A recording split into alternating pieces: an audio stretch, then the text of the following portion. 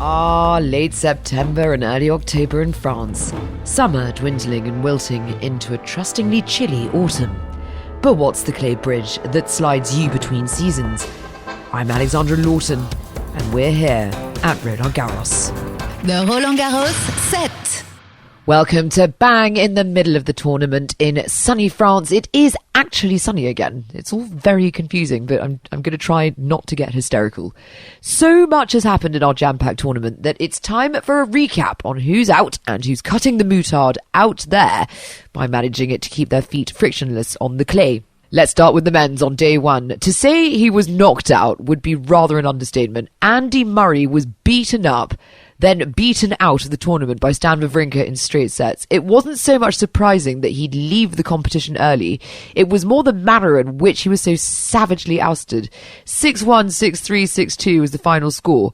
Could the Scotsman chalk it up to a tough draw? You know, today was, obviously an extremely tough draw, and even if I played very well, would have been, no guarantees that I win that match. But, I also didn't play well. I served like under 40% first serves on the court, which, that's just not good enough really against anyone, and especially someone as good as Stan. You want to be serving in the 60%, that sort of region. You won't see many players serve under 40% the rest of the tournament. That's just not good enough. The biggest highlight of day two was Dominic Thiem Marin Cilic in round one at Roland-Garros. His family and friends were unable to share in his celebrations at becoming the newest Grand Slam champion in New York this month. But alas, the Austrian had to get right back on the court and familiarise himself with the more humid clay. 6 days of practice under his belt, Thiem began his title bid at Roland-Garros with a 6-4, 6-3, 6-3 victory against Cilic on Monday. For me, the perfect match doesn't exist in tennis. Probably the best set ever, or the almost perfect set, I played against Rafa in New York with 6-0 because everything worked out there. But even if you play super good, you still make mistakes. Or at least me, I have in my head that there are things to improve. So I guess that tennis is somehow a sport where a perfect match doesn't really exist. Day three, and who shot the Sharif? Second-seeded Karolina Pliskova advanced to the second round of Roland-Garros by beating Mayar Sharif 6-7, 6-2, 6-4. Sharif was the first Egyptian player to qualify for the main draw at Roland-Garros.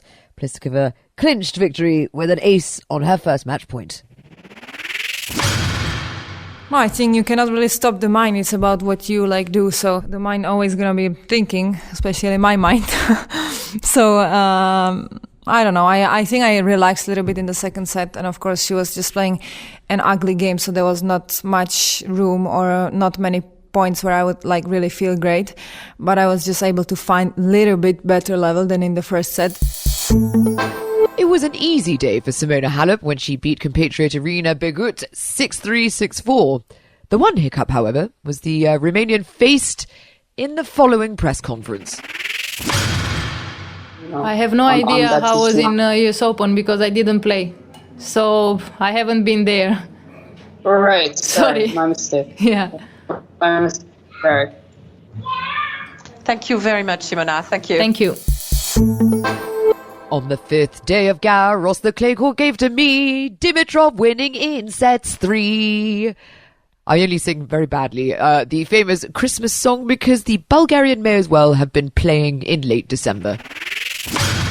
Yeah, I felt like I had to just kind of get over the hurdle of the weather. The conditions were, I would say, very, very different than the first match.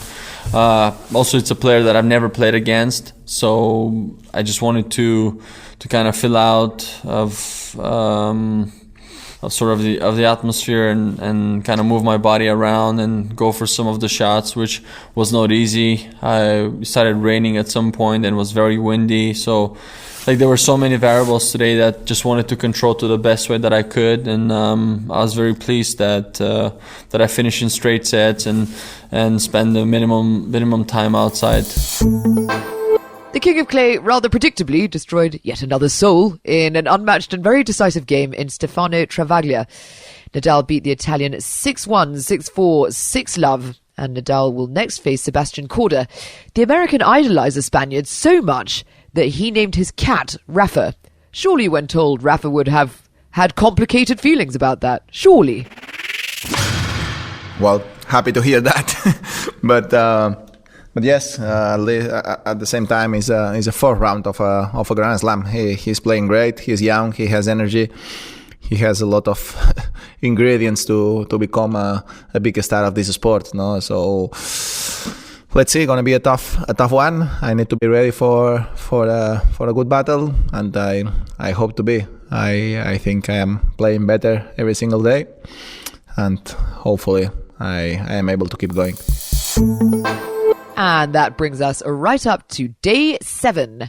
A sad day for Italy because he went so far. Berrettini was out in the third round. He got so far in this year's tournament but lost in a varied and complex match against Daniel Altmaier. I'm pretty upset. I was really bad. I was feeling bad in the court. I'm feeling bad now. I mean, didn't play well in a big stage, so it's painful. But I guess that's tennis. Well, I think that'll do it. Tomorrow we tackle the second half of the tournament that, if memory serves well, slides dangerously fast into the finals. Oh, and I hardly need have mentioned that Serena Williams withdrew from the competition because of her Achilles. That doesn't seem like an important detail at all. But anyway, join me tomorrow for day 8 on the Roland-Garros set. If you have any comments or stories that you'd like to share with us, please do get in contact at #Roland-Garros on Twitter, go to Facebook, or use our official Roland-Garros mobile app, or just get in contact directly with me. That's at Alexandra Lawson. Toodaloo. The Roland-Garros Set.